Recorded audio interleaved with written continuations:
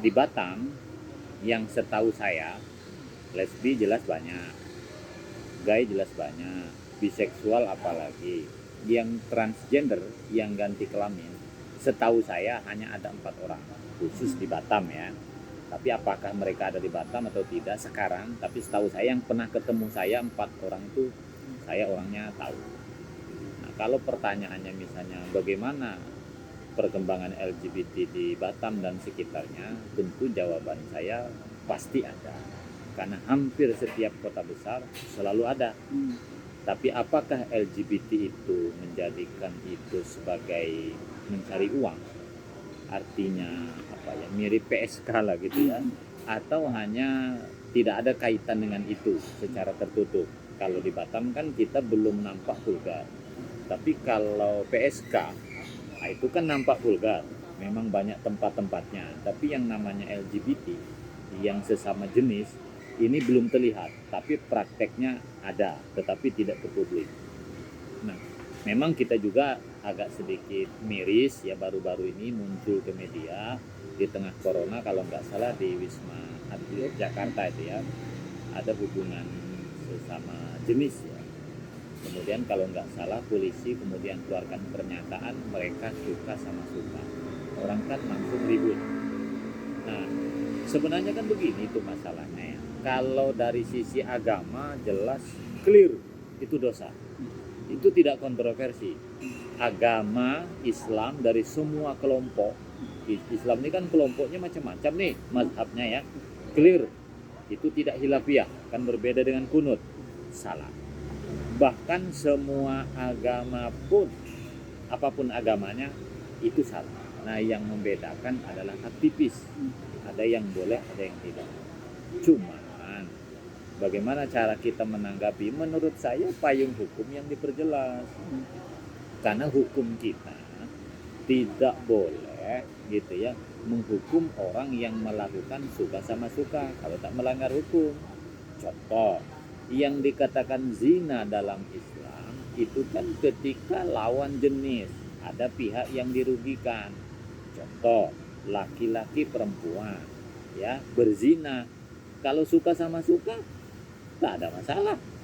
Ini cerita hukum dulu, hukum positif ya, hukum republik, suka sama suka. Tapi kalau ada yang diperugikan, misalnya pihak satu sudah punya istri, keberatan dia, itulah pasal perselingkuhan, bisa. Atau walaupun suka sama suka, kalau di bawah umur kena juga, tapi dengan catatan beda lawan jenis.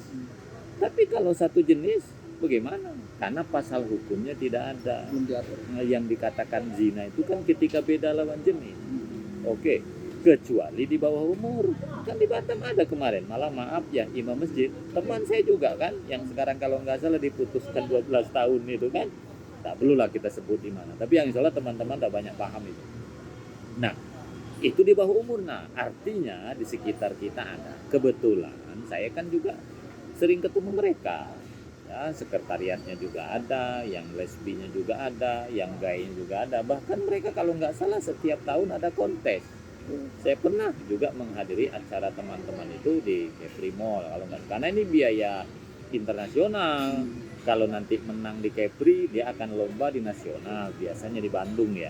Menang tingkat nasional kan akan dikirim ke internasional juga.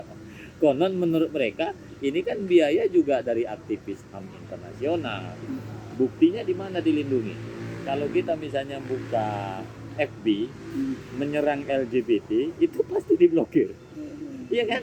Karena melanggar komunitas. Itu menunjukkan bahwa LGBT itu dilindungi oleh komunitas media sosial internasional seperti Facebook. Makanya ketika di Facebook misalnya atau Google, antara tolak LGBT dengan save LGBT, pasti lebih banyak save LGBT.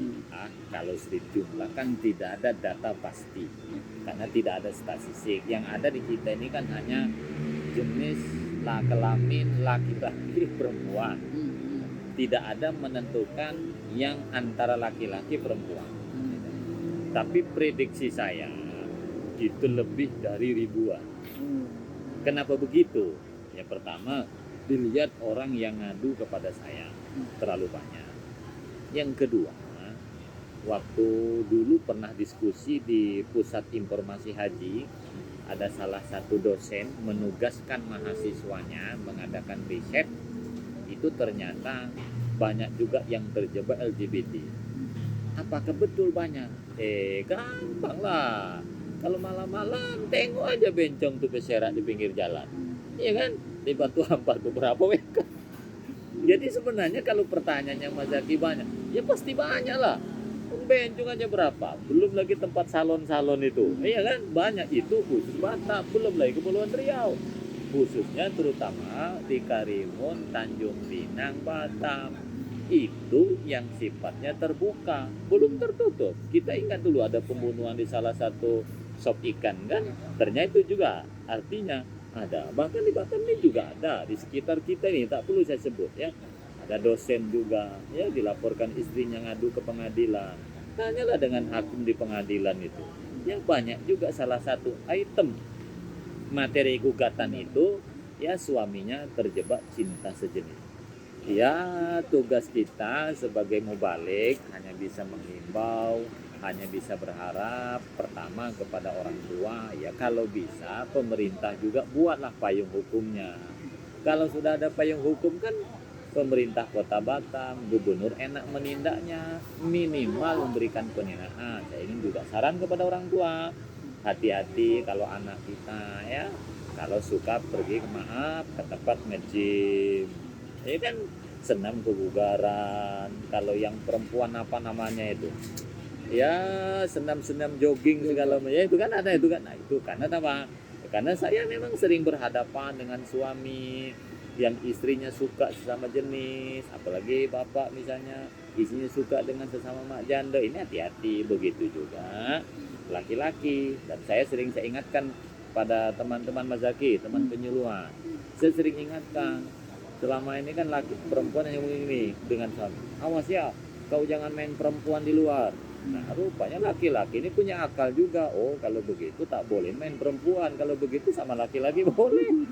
Karena itu semua intinya harus hati-hati.